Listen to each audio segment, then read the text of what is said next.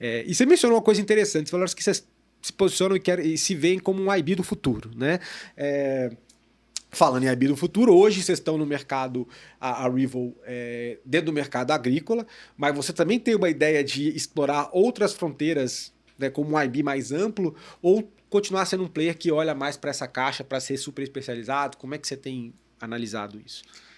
O startup tem aquela máxima que é importante você escolher um foco, né? Sim, E acho sim, que quem sim. foca em tudo não foca em nada. Exatamente. Né? Então, por que a gente escolheu o agro? O agro é uma potência. O agro está chegando aí a perto de 30% do nosso PIB. É um Brasil bastante competitivo lá fora. E se você somar com a agenda socioambiental, que ela é tão importante para o país, então o potencial que a gente tem com biocombustíveis, com energias renováveis e com o manejo responsável do agro, por si só, o tamanho do PIB para esse setor ele é maior do que muito país. Sim. E ainda cresce a taxas altas e vai continuar sendo assim. E na nossa visão, ele só não cresce a taxas mais altas. A gente tem um time de pesquisa e economia muito forte dentro da Rival. Ele só não cresce a taxas mais altas por escassez de recursos. Como eu estava falando, mais de 50% do PIB, do crédito para o setor, é feito por agentes que não são financeiros nem do mercado de capitais. Sim.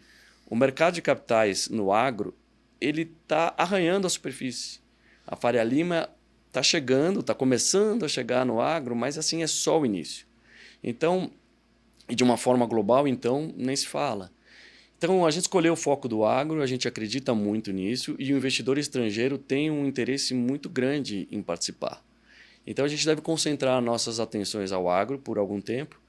Mas sim, no futuro a gente imagina que a plataforma que a gente está construindo, ela tem totais condições de servir de base para crédito para outros setores também.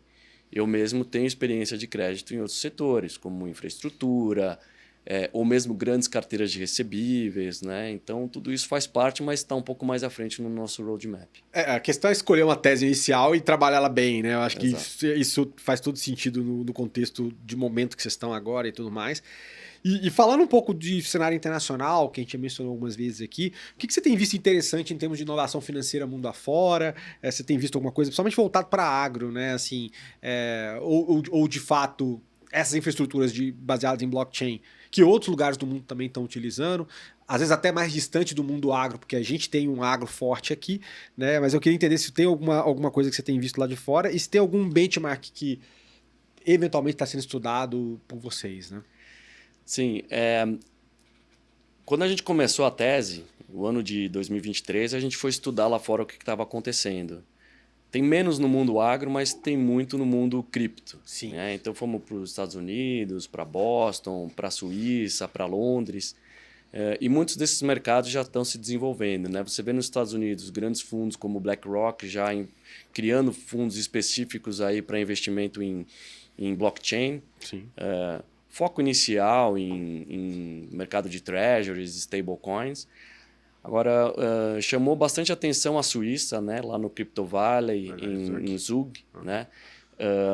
Lá já tem bolsas de ativos digitais, tem experiências muito interessantes, né? De casas que fazem equity e os clientes já conectam as wallets deles e compram direto no site das empresas emissoras. Tem um ambiente regulatório mais propício.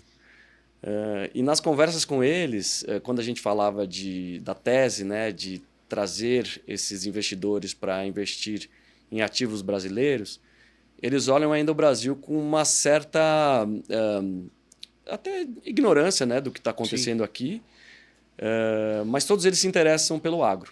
Eles mencionaram o agro. Mas as experiências, por exemplo, que a gente viu lá fora, né, por exemplo, teve a Hamilton Lane, que lançou um fundo de ativos tokenizados. Então tem muita experiência interessante nesse sentido. A gente foi estudar várias dessas teses e acreditamos que tem um futuro bastante convergente entre as visões deles e as nossas. E os players que você conversou eram players do mundo cripto olhando oportunidades de agro no Brasil, né? Ou não necessariamente, ou vendo, mapeando oportunidades de uma forma geral. Acho que tem um desconhecimento eventualmente, e aí a gente tem que fazer um barulho maior, né, nesse sentido. Mas aí você está falando que quem é esse público que você falou na ponta ali? Eram caras que olhavam para oportunidades de cripto e dentre elas a agro sendo apresentadas, ou olhando oportunidades de mercados gerais emergentes e tal, assim como... São agentes que estão olhando o que a gente chama dos Real World Assets, ou olhando de RWA, né? Legal, que é legal. a tokenização de ativos. Bacana. Então, não necessariamente o agro, mas o agro com especial interesse. Mas, basicamente, essa mesma tese que a gente estava discutindo de olhar ativos financeiros que já existem no mundo real e transformar eles para o mundo digital e transacionar eles dentro dentro da blockchain. Então, a gente foi estudar todas essas teses de RWA. Tem uma tese interessante tem o projeto Apollo, lá do JP Morgan, que ele fala sobre o wealth management do futuro. A gente acredita bastante nessa tese, porque toda essa lógica, né, vai permitir um acesso a dados numa velocidade que hoje não é possível. A gente acredita que a gente vai poder proporcionar, por exemplo, um cockpit, né, com um dashboard de informações para qualquer investidor em qualquer lugar do mundo para acompanhar o que está acontecendo na carteira dele. Trabalho que hoje é essencialmente feito em cima de estruturas legado, em sistemas legado, com arquiteturas tradicionais, com muita ineficiência, porque entre a informação e passando de mão em mão e ela poder ser tratada em tempo real para poder chegar lá. Por exemplo, um investidor entender o que está acontecendo na carteira dele, ele depende de produção de relatórios. Então, quando a gente viu que o investidor, tem muito investidor lá fora que já passou por essas